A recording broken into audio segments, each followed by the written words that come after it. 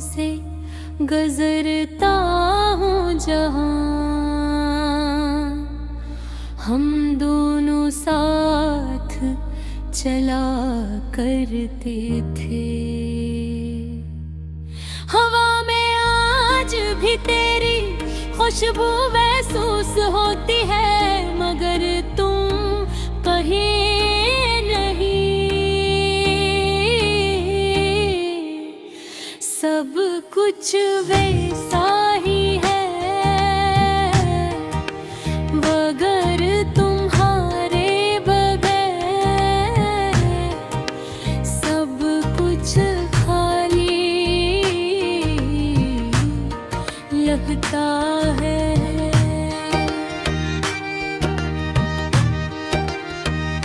हाँ, जिन्हें तना दिन थे जब हम हंसते थे, बातें करते थे और छोटी छोटे बातों वही झगड़ा भी करते थे, मगर भरपूर मान भी जाते थे। मुझे लगता था ये रिश्ता हमेशा रहेगा, कभी खत्म नहीं होगा, मगर वक्त ने सब बदल दिया।